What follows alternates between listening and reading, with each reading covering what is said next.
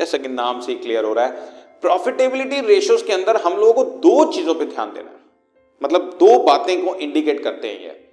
एक तो हम प्रॉफिट किस रेट पे कमा रहे हैं, और एक हम कितने प्रॉफिटेबल हैं, मतलब इन द सेंस कि हम और कितना प्रॉफिट अर्न कर सकते हैं।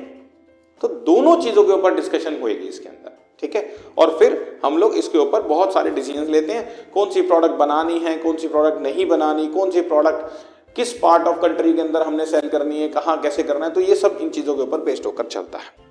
इसमें सबसे पहले सबसे इजी लेकिन सबसे इंपॉर्टेंट रेशियो हम लोग बात करते हैं gross profit ratio. Gross profit हम सब जानते हैं बच्चों, और क्या होता है ग्रॉस प्रॉफिट, और ग्रॉस प्रॉफिट का सीधा सीधा रिलेशन नेट सेल्स के साथ है। इसलिए formula is gross profit divide by net sale into 100, और ग्रॉस प्रॉफिट का formula net sales minus cost of goods sold.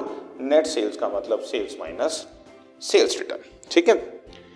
This ratio is also used as means to determine the operating expenses, as gross profit should be enough to cover operating expenses of the firm.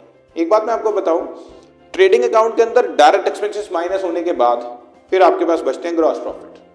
ये मैं 11th class की बात बता रहा हूं आपको। उस gross profit से हम लोग फिर बनाते हैं प्रॉफिट एंड लॉस अकाउंट, और प्रॉफिट एंड लॉस अकाउंट में सारे इनडायरेक्ट एक्सपेंसेस होते हैं।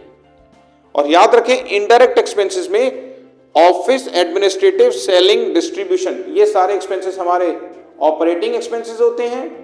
Interest on loan, interest on debenture हमारे फाइनेंस एक्सपेंसेस होते हैं। और फिर कुछ और ऐसे एक्सपेंसेस होते हैं जो हमारे नॉन ऑपरेटिंग एक्सपेंसेस होते हैं।